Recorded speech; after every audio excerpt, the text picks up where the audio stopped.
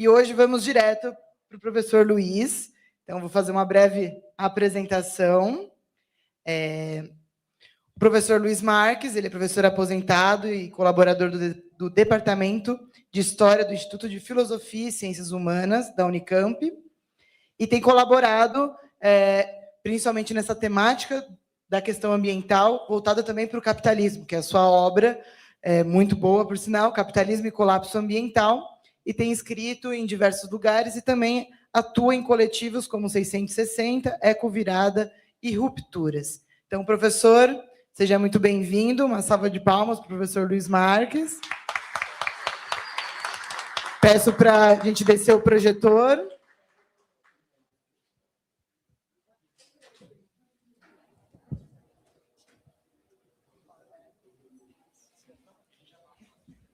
Maravilha. Bom, gente, então, muito obrigado aí pelo convite. Fico muito feliz aqui de estar com vocês. Vou ficar meio tonto assim, que eu vou tentar falar com todo mundo, mas vou ficar dando uma girada por aqui. Obrigado, então, Angélica, obrigado ao Padre Beoso, obrigado à Betânia.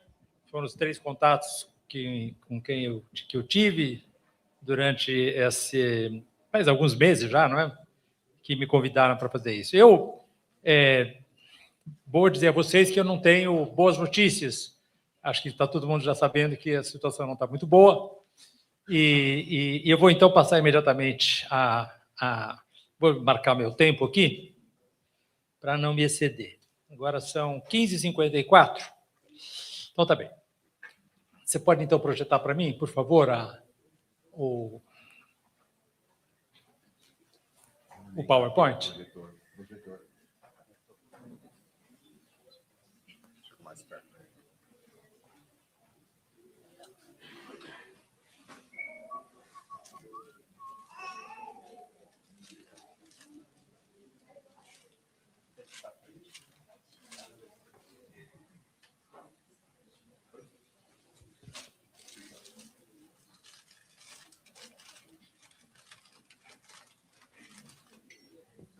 A parte mais difícil do curso é fazer a tecnologia funcionar. O resto é fácil.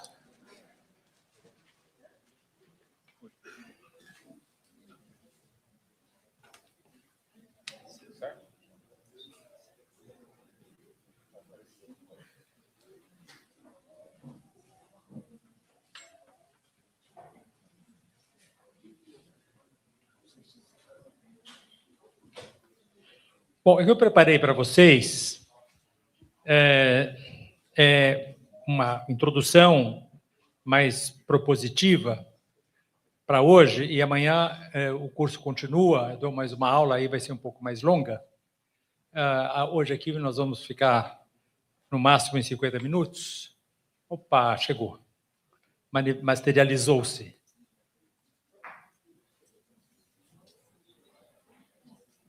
Mais ou menos.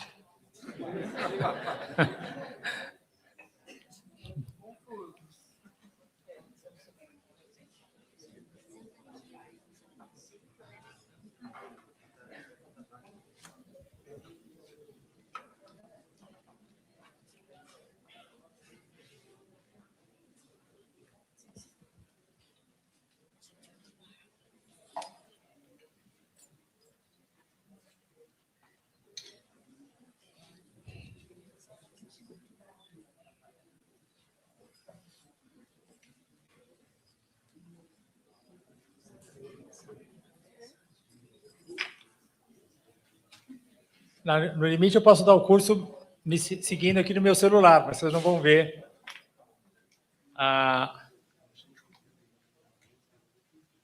Tá. Então, eu vou começar sem a projeção. Vou mostrando aqui o roteiro aqui. Vou seguindo o meu roteiro aqui. Bom, eu fiz, então, um planejamento dessa apresentação agora e da aula de amanhã. Basicamente, então, eu quero mostrar para vocês 7 evidências. Bom, o curso, então, essas 2 palestras estão divididas em 2 partes. A primeira parte, ela está concebida em 3 pontos. A primeira desses 3 pontos é 7 evidências gerais da atualidade. O segundo ponto diz respeito à incerteza.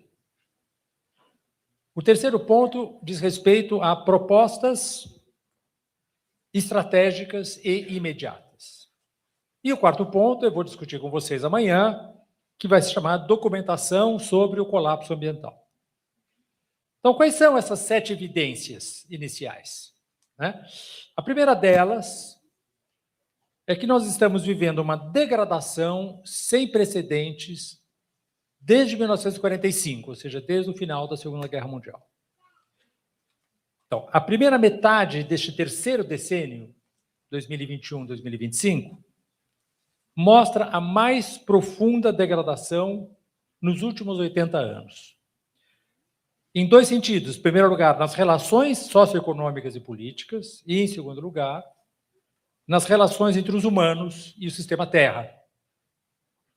Essas 2 relações, sociais e ecológicas, não podem ser pensadas separadamente, elas são indissociáveis, interdependentes e se reforçam reciprocamente.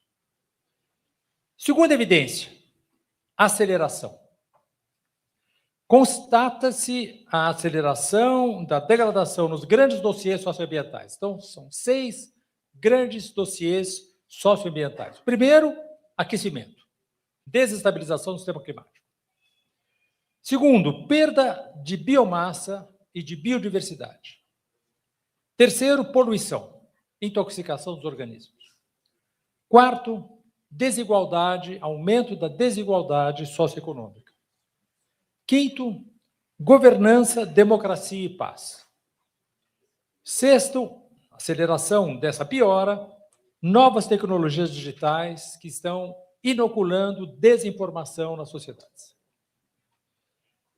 Terceira evidência, sinergia.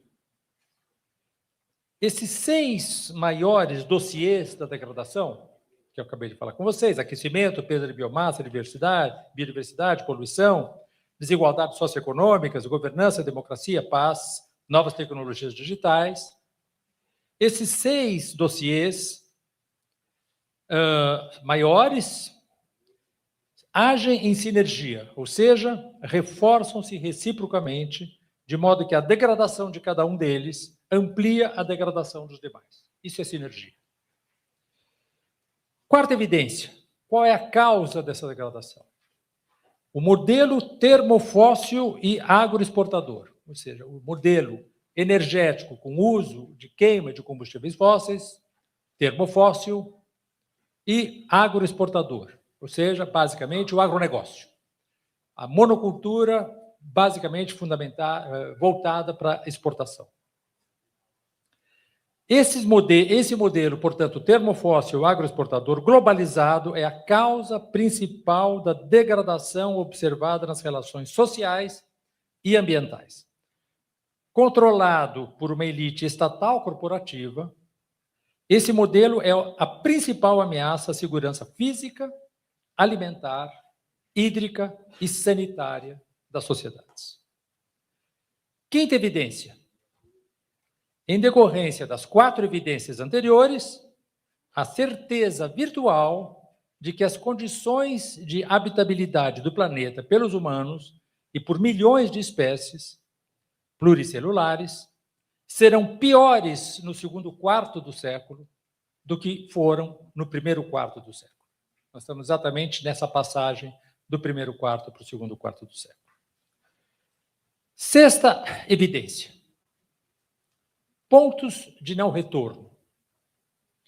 O sistema Terra possui ao menos 16 elementos de larga escala. Ah, é só, milagre. Chegamos lá. Então, passa para mim, eu estou no ponto de não retorno. Vamos em frente, para 3, 4, 5, 6, estamos aí. Então, o sistema Terra possui ao menos 16 elementos de larga escala, suscetíveis de ultrapassar pontos de não retorno.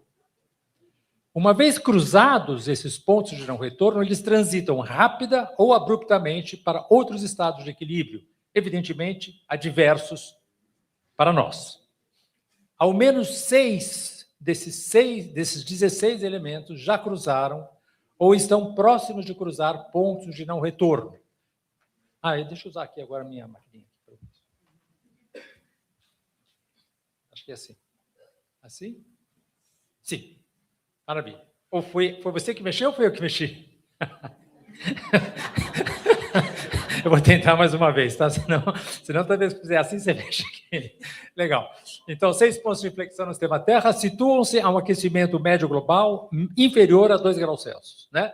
Vejam, nesse mapa aqui, vocês têm esses 16 elementos críticos do sistema Terra. E o que vocês têm são bolinhas, losangos e triângulos. Estão vendo embaixo? Bom, tudo que é bolinha amarela significa elementos críticos do sistema Terra que podem ou que já ultrapassaram um ponto de não retorno. Ou seja, eles se transformaram em uma dinâmica irreversível. Quais são eles? 4 no Ártico. Né? Estão vendo ali, ó, o permafrost boreal, né? O subgiro subpolar do Mar do Labrador, as camadas de gelo da Groenlândia e o Mar de Barents, ali na Sibéria, né? E lá na Austrália, vocês estão vendo a grande barreira dos corais, mas aqui é apenas um exemplo, são todos os corais de baixa latitude, ou seja, todos os corais tropicais, que já estão condenados, e, finalmente, então, a camada de gelo da Antártica Ocidental, que vocês estão vendo embaixo. Vou tentar aqui, eu vou ver se você funciona. Você está funcionando ou não? Deixa eu ver. Eu faço aqui, talvez?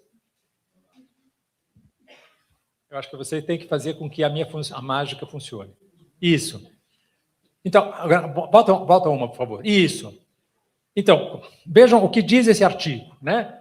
Excedendo 1,5 graus de aquecimento, pode disparar múltiplos pontos de não retorno climáticos, né? Então, 16 pontos de não retorno em 2022, um grande estudioso chamado David Armstrong Mackay. Ele fala, então, as observações revelaram que partes da camada de gelo da Antártida Ocidental podem já ter ultrapassado um ponto de não retorno. Foram detectados potenciais sinais de alerta precoce do manto de gelo da Groenlândia, da circulação meridional do Atlântico e da desestabilização da floresta climática da floresta amazônica. Isso eu vou discutir com vocês na aula que vem. Várias mudanças abruptas foram encontradas em modelos climáticos. Trabalhos recentes sugeriram que até 15 tipping elements, ou seja, elementos críticos do sistema Terra, estão agora ativos. Próximo, então, por favor. Qual é a 7ª e última evidência que eu trago a vocês? É preciso mudar radicalmente de trajetória. Para que o terceiro quarto do século, 2051, 2075, não seja ainda pior do que o segundo quarto do século, impõe-se alterar nossas relações sociais, de modo a poder modificar nossas relações individuais e coletivas com o sistema Terra. O tempo das ilusões e do autoengano em relação às lentas ou fictícias mudanças incrementais acabou. A próxima, por favor. O que eu mostrei para vocês agora são praticamente certezas. Qual é a incerteza que nós temos, né? Qual é a fundamental incerteza? Vamos em frente? A incerteza fundamental de nossos dias não é a carência de dados, de informação e de evidências. As evidências são abundantes e convergentes. Estamos em uma trajetória de catástrofe climática e de colapso socioambiental. A próxima. Mostro para vocês uma pesquisa que foi feita em 2021 na revista Nature, que fala Top Climate Scientists, ou seja, os cientistas climáticos top, né? Os primeiros, os mais importantes, são céticos em relação ao fato de que as nações vão conter o aquecimento global, né? Foi uma pesquisa que foi feita, então, com os cientistas do 6º relatório do IPCC. Né? Sabem, o relatório, acabou de ser feito, o 6º relatório foi publicado em 2021 e depois de 2022 também. Mas o primeiro é o mais importante, que são as bases científicas. Mostra para mim a próxima, por favor. E eles perguntam para esses cientistas: você pensa que haverá impactos catastróficos das mudanças climáticas? 82% deles disseram sim. Quando eu falo que é um top climate scientist, que é um cientista que está no topo da carreira dele, significa que ele tem mais ou menos uns 40 anos, vamos dizer assim, tá certo? É muito difícil que ele tenha menos de 40 anos, porque ele galgou já a trajetória acadêmica dele até chegar nessa posição de top. Portanto, ele tem mais ou menos uns 40 anos. Significa que o tempo de vida deles é mais uns 40 anos, vamos dizer assim, né? Em média. Portanto, vamos pensar em mais 40 anos. O que significa isso? Estamos 25 anos até 2050, mais 15, ou seja, até mais ou menos 2065, nós vamos ver, então, uma mudança climática catastrófica. Vê a próxima para mim, por favor.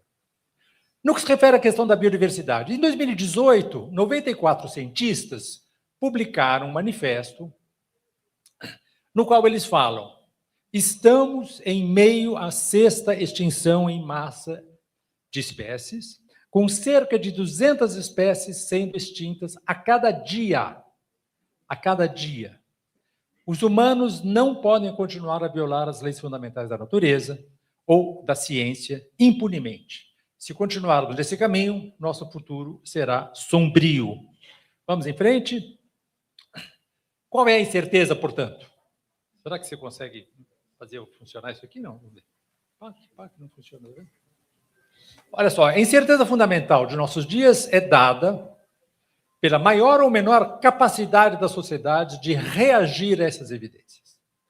Essa capacidade se tornará tanto maior quanto maiores forem o alcance comunicacional e a força persuasiva das propostas políticas às sociedades. A próxima, por favor.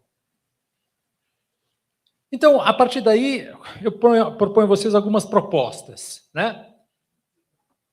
Próxima. Será que agora vai funcionar?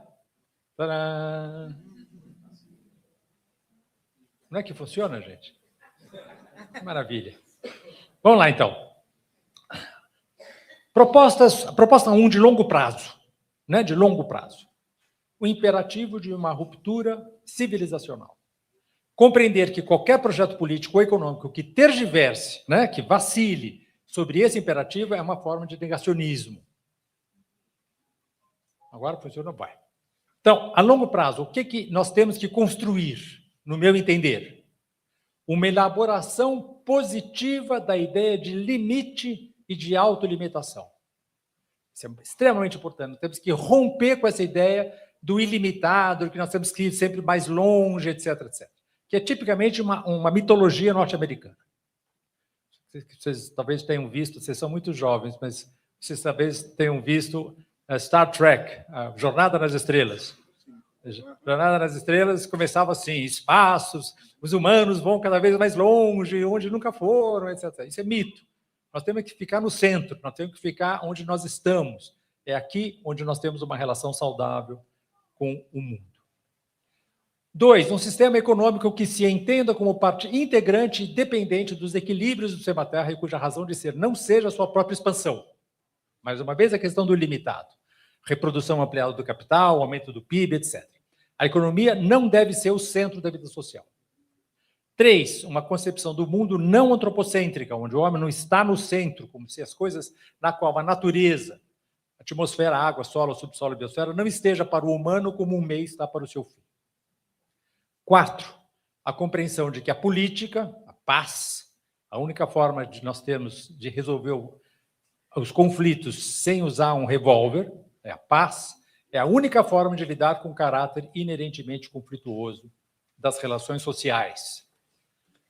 Médio prazo, proposta 2, são 6 propostas. O objetivo central da humanidade neste segundo quarto do século é construir uma ação política. 4 pontos. Cientificamente informada, focada na paz, cooperação, menores desigualdades e no fim do sistema termofóssil agroexportador. 3, na desglobalização econômica e na construção de uma governança global mais democrática e mais efetiva. 4, atenta aos ensinamentos de outras civilizações passadas e presentes, indígenas, de matriz africana, etc. No caso, sobretudo, da América do Sul.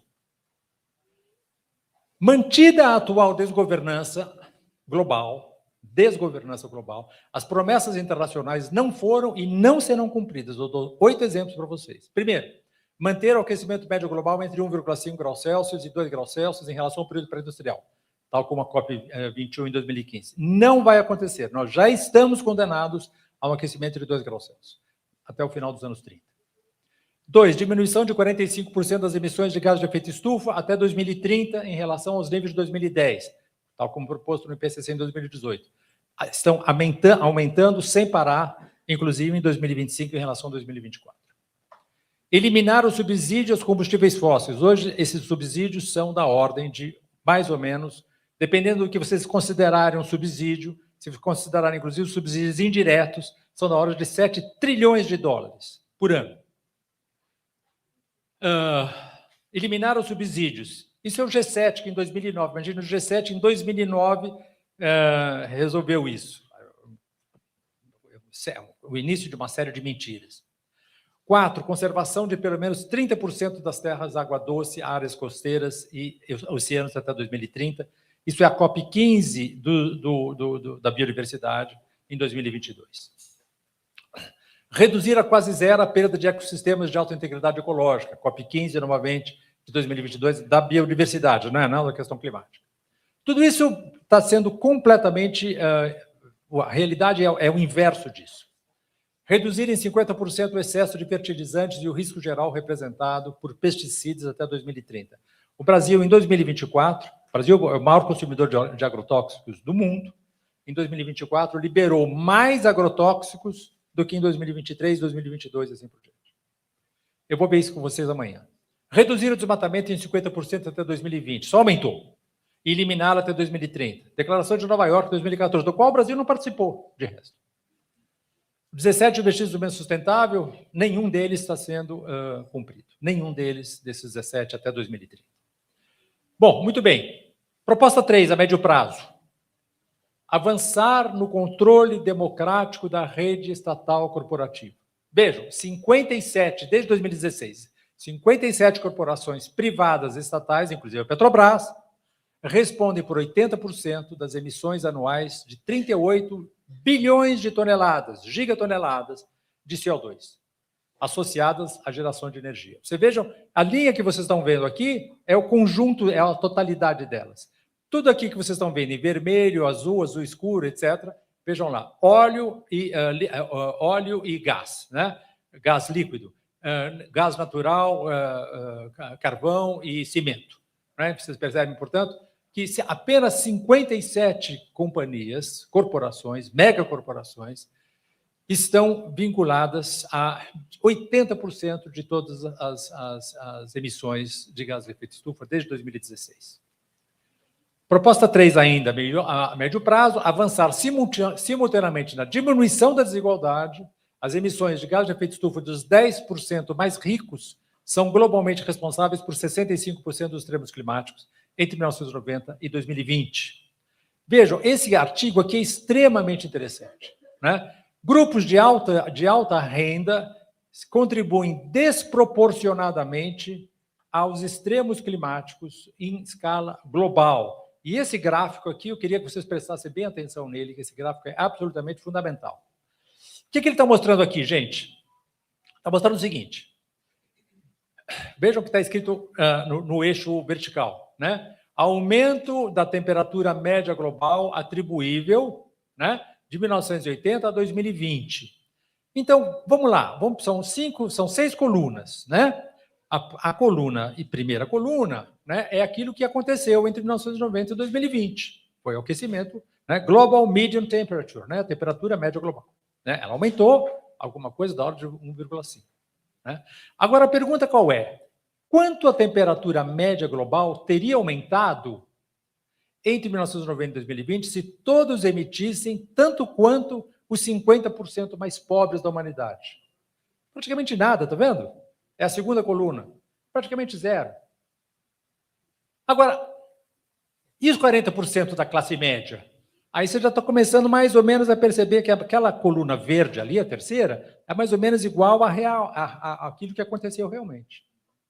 Só que, vejam só, Veja qual é a quarta coluna. Quanto aquecimento já teria ocorrido se todo mundo emitisse tanto gás de efeito estufa quanto os 10% mais ricos da humanidade? Nós já estaríamos chegando a alguma coisa da ordem de 3, mais ou menos. Está vendo lá os 5 ali em cima? Ó, mais ou menos a uns 3, 2,5, 3. Se todo mundo emitisse tanto quanto os 10% mais ricos. E se todo mundo emitisse como o 1% mais rico, nós já estaríamos por volta de 7 graus Celsius, já não teria praticamente humanidade. E quanto seria o aumento da temperatura se todo mundo emitisse como 0,1% mais rico da humanidade? Aí nós estaríamos já praticamente numa situação... Não existiria planeta, praticamente. Não existiria vida no planeta. Portanto, vocês percebem que o grande responsável por isso está ali nos top 10, nos top 1% e nos top 0,1%. O aquecimento médio global não é o resultado da atividade humana, é resultado das elites econômicas que estão detonando o planeta. Proposta 4, a médio prazo. No Brasil, o objetivo político central é uma reforma agrária popular e o fim do agronegócio, pois é ele o que, mais emite gás de efeito estufa. 75% das emissões de gás de efeito estufa no Brasil se devem a desmatamento e a produção de gado bovino, que emite metano. 75%. Nenhum outro país do mundo tem esse nível de emissão decorrente do agronegócio. 2, mais destrói a natureza, destrói florestas, destrói solos, faz um uso insustentável de água. Mais envenena e intoxica os organismos. O Brasil, como eu disse a vocês, é o país que mais consome agrotóxicos no mundo, de longe. Aumentou 5 vezes de 1990 a 2021. Mais sujeito a trabalhadores à escravidão, mais cria insegurança alimentar e hídrica e mais controla em proveito próprio o aparelho de Estado.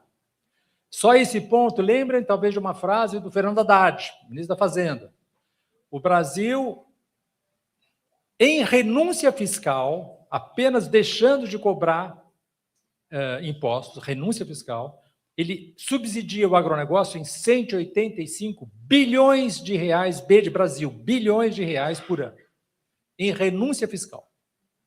É em função desse adversário principal que a sociedade brasileira deve formular suas alianças estratégicas. Vejam só, o futuro da Amazônia se decide agora, né? Saiu da Ima Vieira. Ima Vieira é uma grande cientista lá do Pará, do Museu Gueldi. As principais ameaças à estabilidade amazônica vêm de atividades humanas diretas e controláveis, e não das mudanças climáticas. Essa constatação traz uma perspectiva paradoxalmente otimista.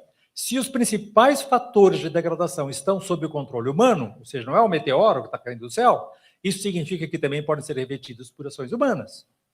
A diferença entre um cenário de colapso e outro de recuperação pode estar nas políticas públicas adotadas neste e nos próximos anos. Propostas imediatas.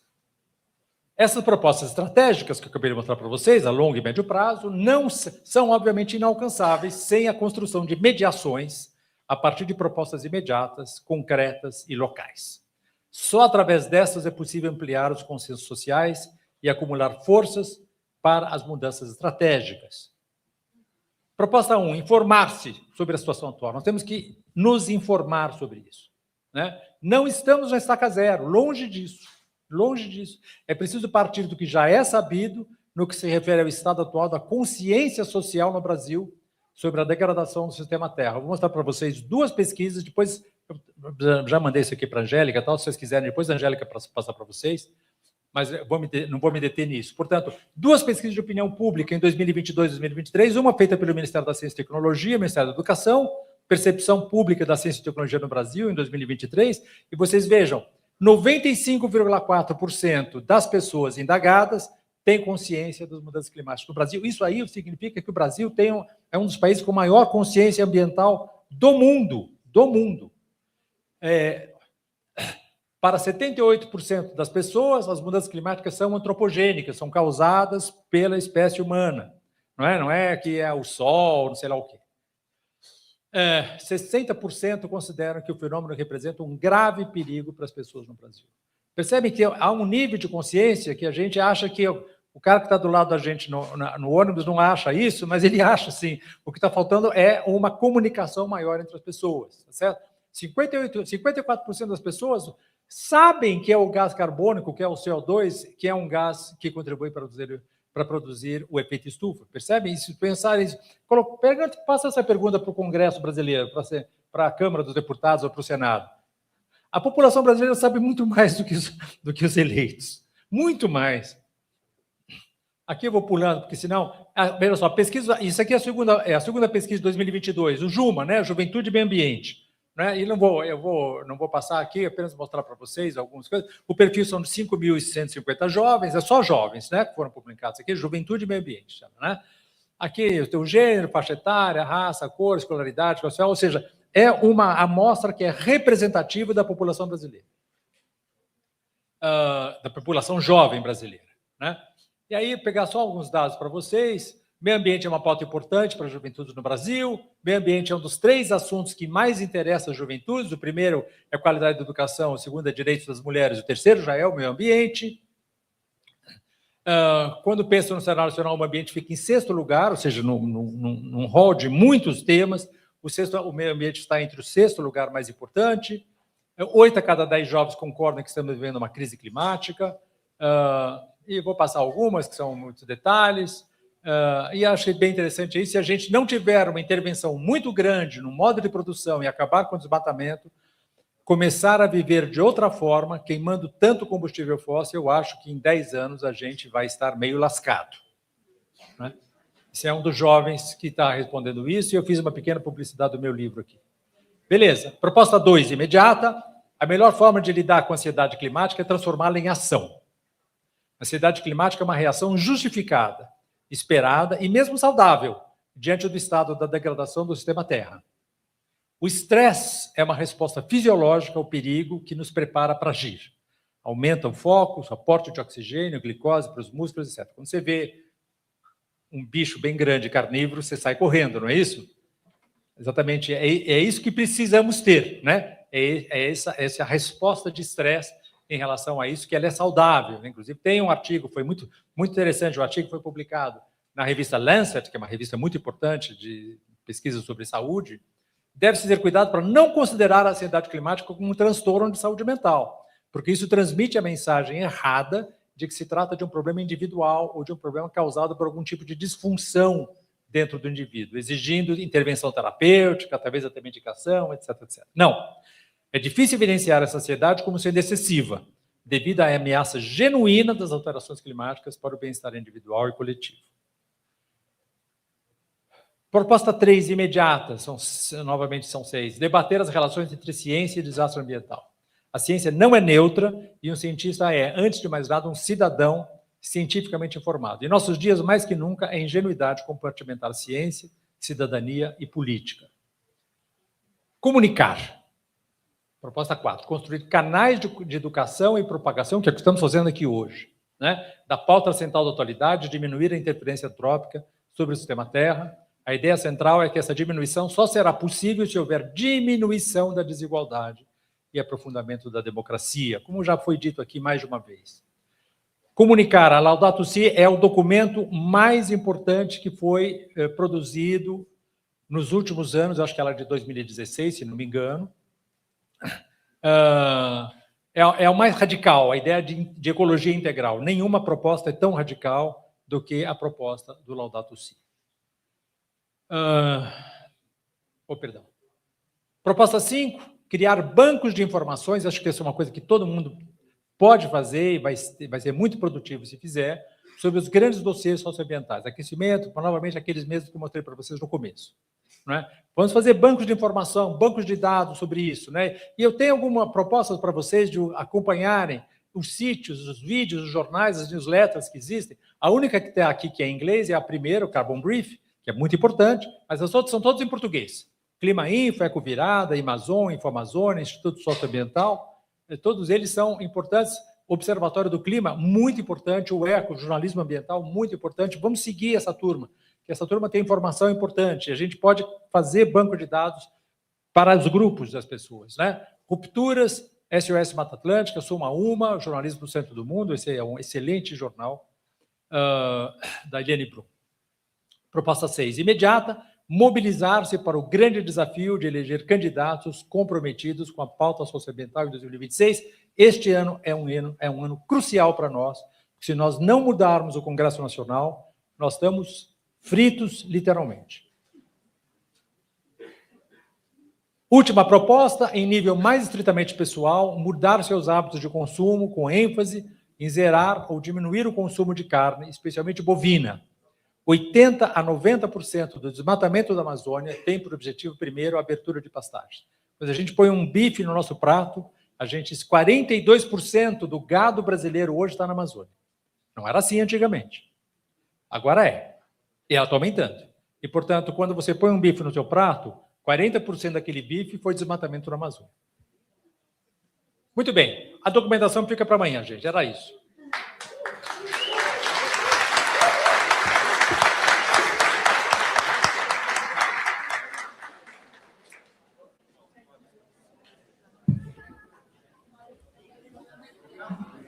Muito obrigado.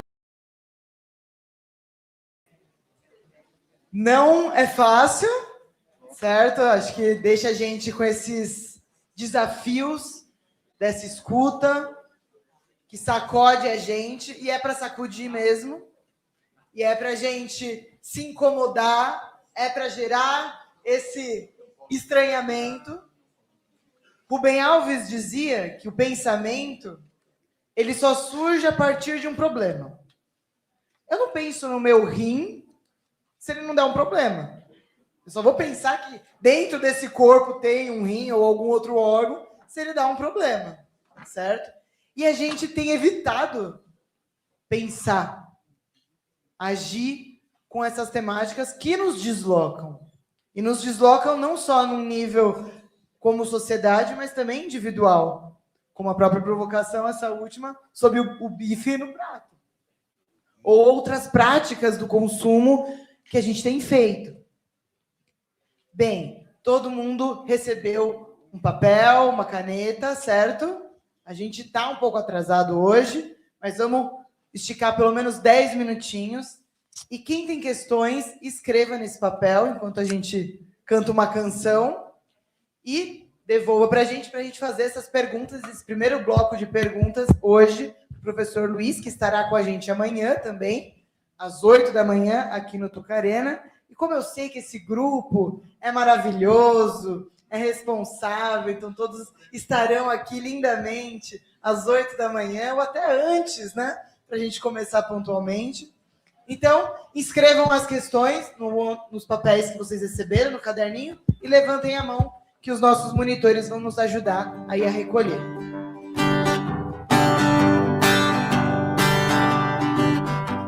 Não posso respirar, não posso mais nadar.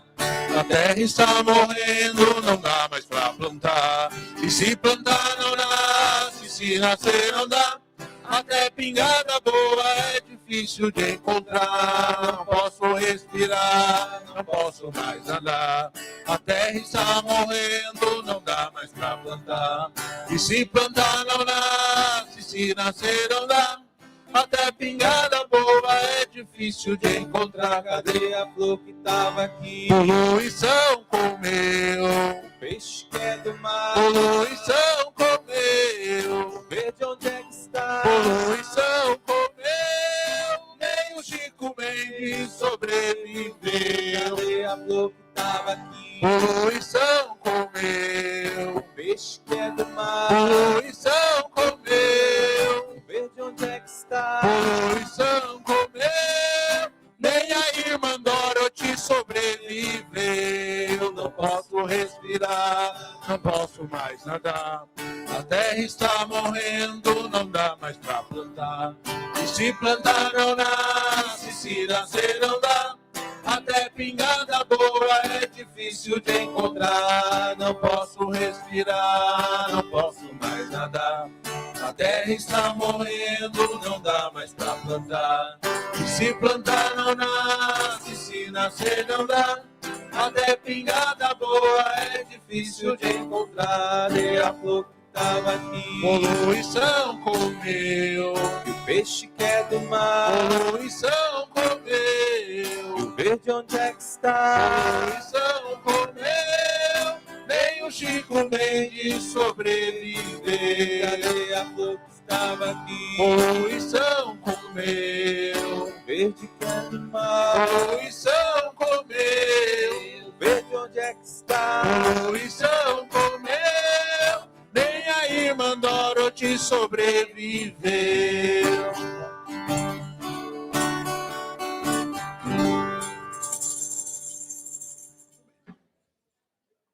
Bem, chegaram já 2 questões, acho que está vindo mais.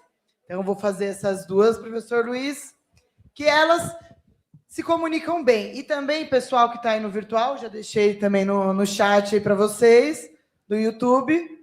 Podem colocar as perguntas no YouTube, nos comentários, que a gente também vai fazer aqui para o professor Luiz.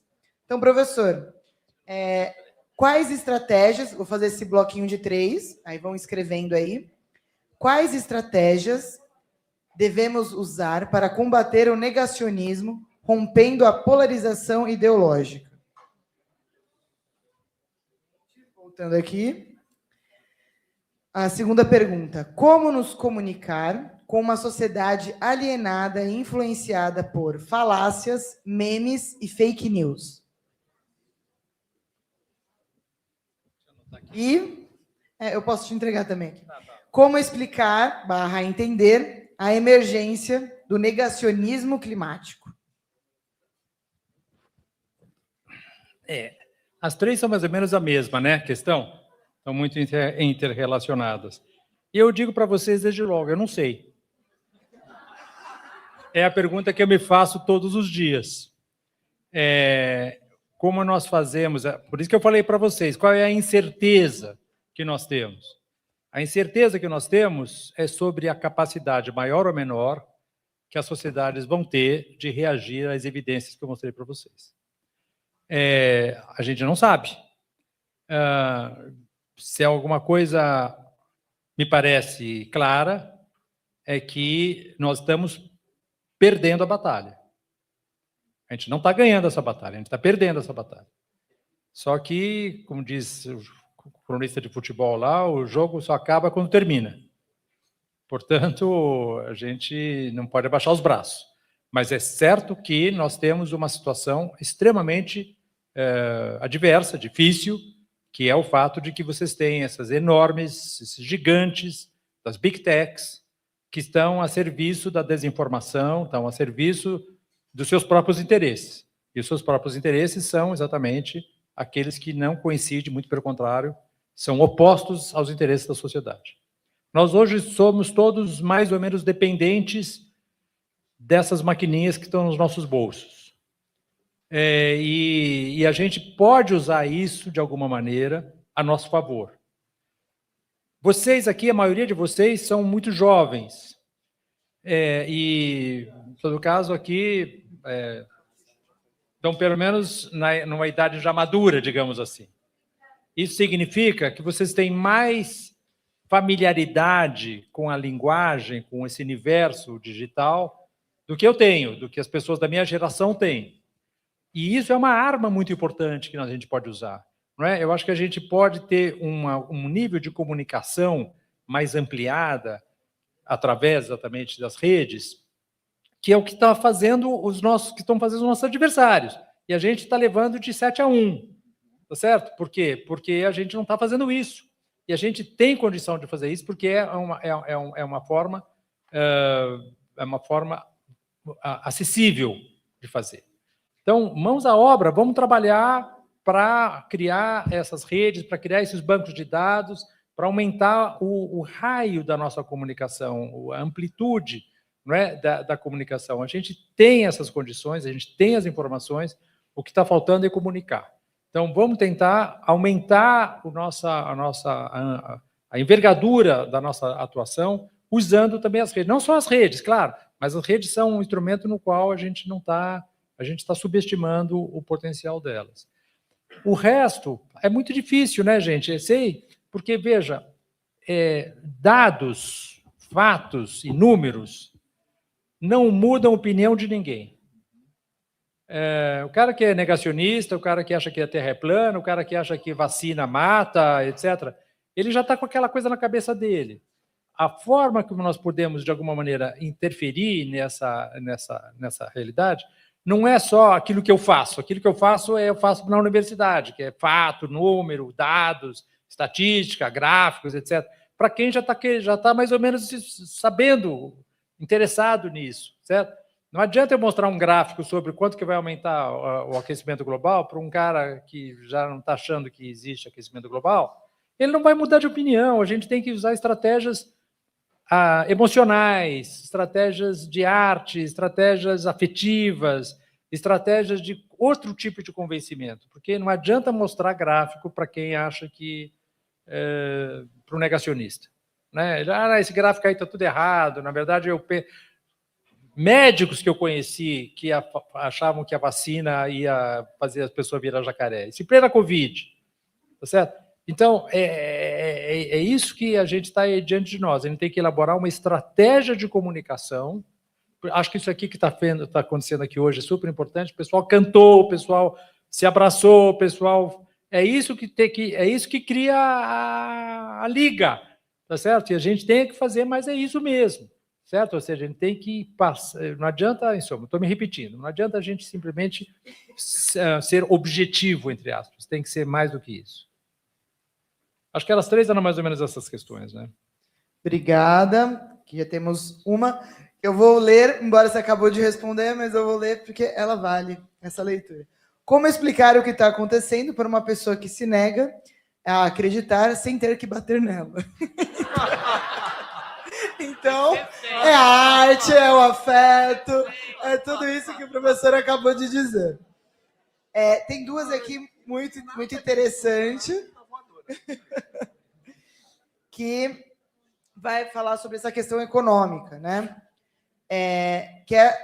Vou tentar juntar as duas, que é como associar essa viabilidade econômica / também desenvolvimento e a questão da sustentabilidade socioambiental, né? E aqui a defesa do meio ambiente. Então, essas duas perguntas são parecidas. Então, essa desenvolvimento e defesa. Qual que é essa conta? Uma outra que está nesse bolo geopolítico, que é diante desse ataque imperialista dos Estados Unidos contra não só a questão da Venezuela, mas representando os governos de esquerda no geral, o que torna mais difícil nesse cumprimento das metas climáticas e como reagir também a esse imperialismo yankee.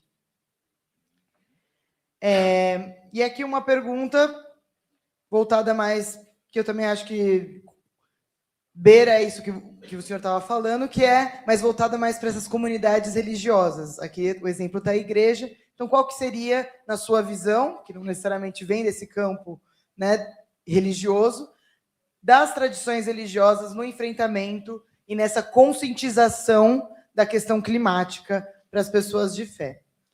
E aí, uma última é a questão do Nordeste com a questão da energia eólica. Então, como lidar também com essa dimensão? Isso é o pessoal aqui do virtual que provocou. Vocês capricharem em pergunta que eu não sei responder, né? Mas eu vou tentar. Não existe mais nenhuma relação entre desenvolvimento e crescimento econômico. O crescimento econômico hoje é alguma coisa que só gente da Folha de São Paulo, Estadão, Globo, etc., que ainda está interessado nisso. A gente não tem mais nenhuma razão para achar que o PIB é um indicador importante para medir o sucesso de uma sociedade. Muito pelo contrário. O que é um PIB? O que é um produto interno bruto? Quando você polui o rio, você tem que limpar o rio, né? Aumenta o PIB. Certo? Quando você bebe uma água, a gente está falando de água agora há pouco, da fonte, etc., não aumenta o PIB. Agora, se você polui a água, e aí você vai ter que limpar a água, aumenta o PIB. O PIB não serve para nada, o PIB não é um indicador importante, o PIB significa simplesmente qual é o volume da atividade econômica que foi medido num certo período, num ano. Isso não tem nenhuma relação com a qualidade de vida. Tem a relação com a quantidade de capital, de produtos que foram extraídos da natureza e depois descartados jogando lixo. É isso que PIB diz. Então, quando o cara fala, é o PIBinho, tá ruim porque o PIB não aumentou, isso é passar um atestado de pouca inteligência, não vou ser mais... vou ficar por aqui. Eu acho que a outra questão que é... Então, portanto, desenvolvimento significa o quê? Significa que você pode até aumentar a atividade econômica, pode até aumentar. Por exemplo, se você desenvolve um investimento importante em infraestrutura sanitária, você aumentou o PIB, não aumentou? Aumentou. Mas você diminuiu o impacto da sociedade sobre o meio ambiente. O que é o indicador fundamental é qual é o impacto que nós estamos tendo sobre o meio ambiente. Se, para diminuir esse impacto, a gente aumentou a atividade econômica, está válido, está ótimo. Agora, se é para aumentar o impacto, isso só vai reverter em mais sofrimento, só vai reverter em mais mortes, em mais insegurança alimentar, física, hídrica, sanitária, etc, etc. Então, a gente tem que... Por isso que eu falo para vocês, temos que sair dessa ideia de que a economia é o centro em torno do qual gravita a sociedade. A economia não é o centro. O centro é a sociabilidade entre as pessoas, é a relação que as pessoas mantêm com elas fora do mercado. Não dentro do mercado, fora do mercado. É isso que interessa. A gente não é valor de troca, a gente é valor de uso, tá certo? Ou seja, a gente tem que ter uma relação que não passe pelo mercado necessariamente. Por isso que a questão do crescimento econômico, a meu ver, é uma falsa questão. Dá para desenvolver? Dá para desenvolver, claro que dá para desenvolver. Faz uma agricultura orgânica local, onde você tem o produtor e o consumidor próximo um do outro, sem uso de agrotóxico, aumenta brutalmente a qualidade de vida, as pessoas não adoecem menos, a Bayer não vai vender tanto agrotóxico, né? E não vai vender tanto remédio também, porque ela cria o agrotóxico e o remédio para o agrotóxico. Para ela está ótimo, né? Mas para a gente não está. Então, é claro que essa questão, para nós, a gente tem que mudar completamente essa estrutura, certo? Qual era a outra questão mesmo? Não me lembro mais. Tá com das eólicas. Tá. Das eólicas, eu acho que, veja, a questão das eólicas é super, eu acho que é uma coisa... Um colega meu disse a coisa certa, a meu ver. Nós estamos fazendo a coisa certa do jeito errado. A gente não está fazendo... Porque, basicamente, o que estão fazendo com as eólicas é colocar eólicas perto das comunidades e estão atrapalhando brutalmente a vida das comunidades, tá certo? Eu tive no Ceará 2 anos atrás, coisa do gênero, e fui lá visitar. Uma coisa horrorosa, gente, uma coisa horrorosa. Aquelas pás eólicas de 80 metros fazem um barulho infernal.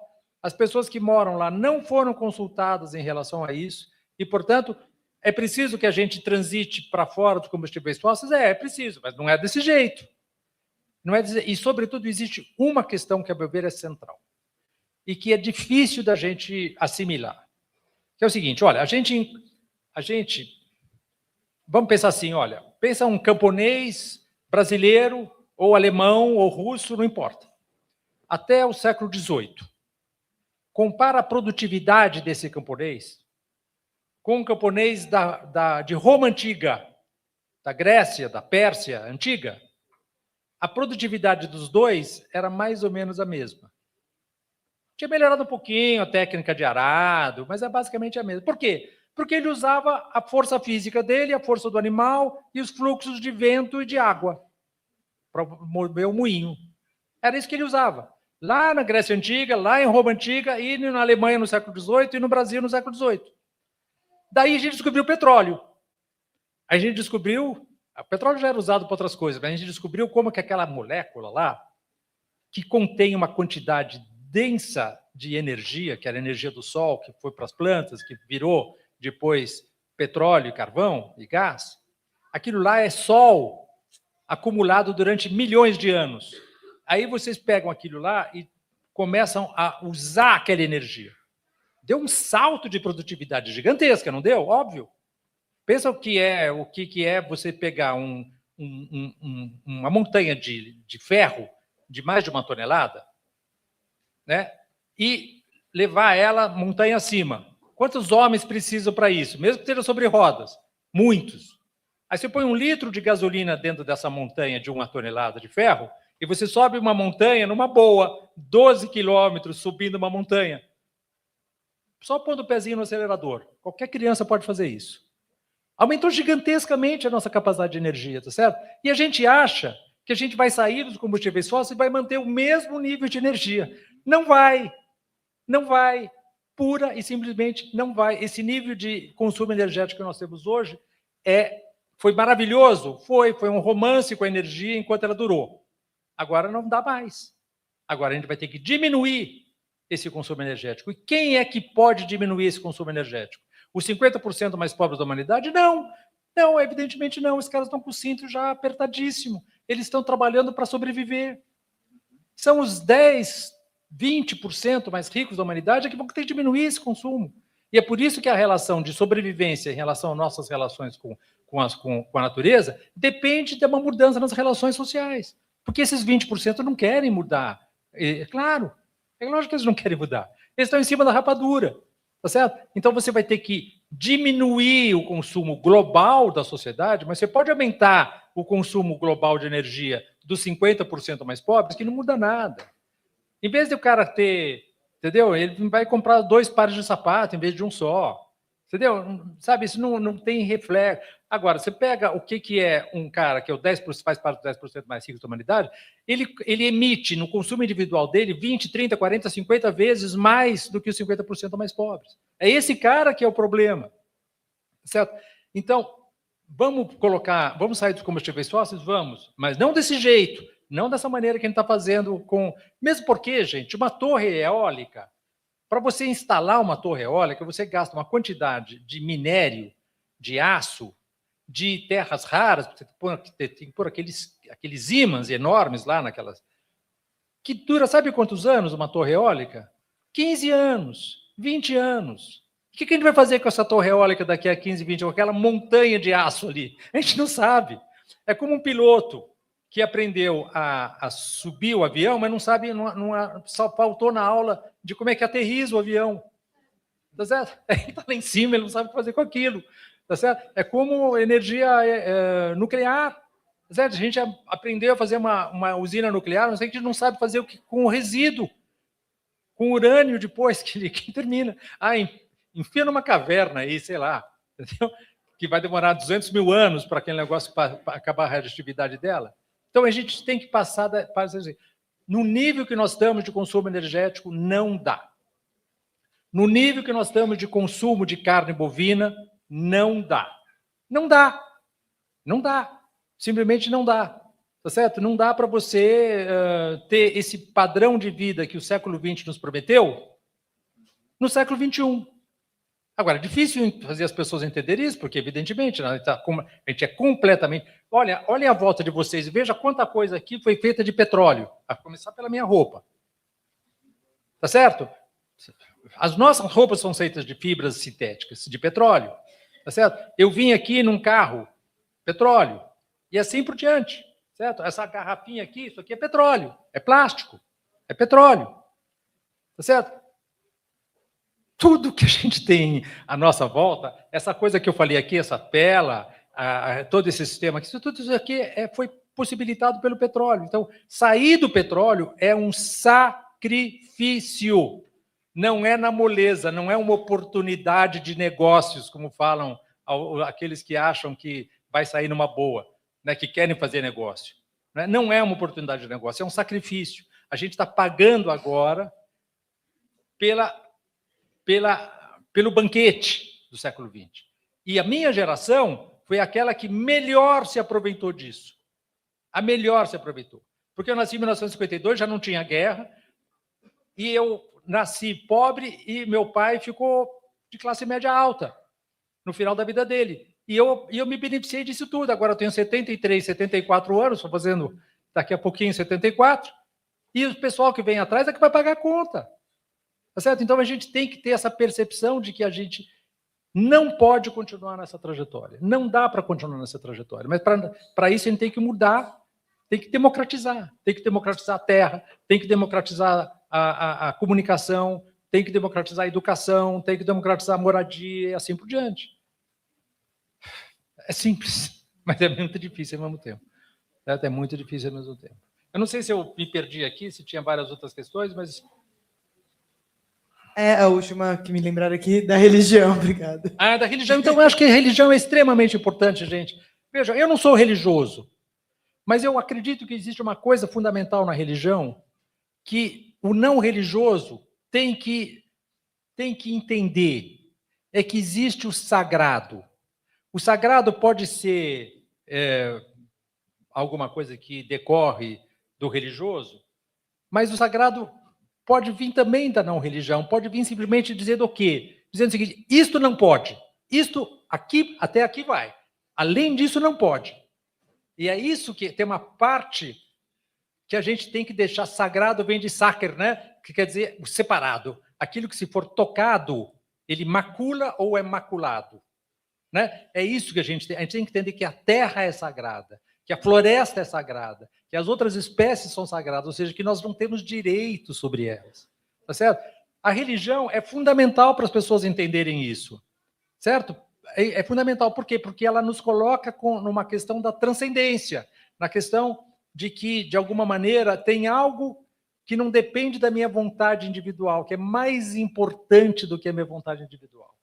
Isso que eu acho que é fundamental, que a religião pode trazer. A religião pode trazer muita coisa ruim também, no meu entender, mas ela tem esse núcleo fundamental que eu acho que é extremamente importante, que é a ideia do sagrado. Não é? O sagrado é ressacralizar o mundo. Né? Ressacralizar o mundo é alguma coisa que a religião pode nos ajudar muito a fazer isso. Né? Mas mesmo quem não tem religião tem que fazer isso também. Gratidão, professor Luiz, por hoje. Temos mais questões aí no chat, mas aí peço para que refaçam amanhã. Amanhã a gente continua nessa busca de entender onde estamos pisando, em que tempos estamos vivendo, quais são as contradições e as possibilidades que já têm sido feitas, inclusive, né? Como o Beoso colocou na nossa sessão do livro, traz experiências concretas. E também recomendo que leiam, já que todos aqui estão com o livro. O pessoal do virtual tem uma parte que está chegando, então vamos ser um pouco mais pacientes com o pessoal do virtual. Que consigam ler hoje, né, nesse caminho de volta para casa, o capítulo do professor Luiz, e aí amanhã também trazer questões a partir da fala e do capítulo também para o livro. Bem,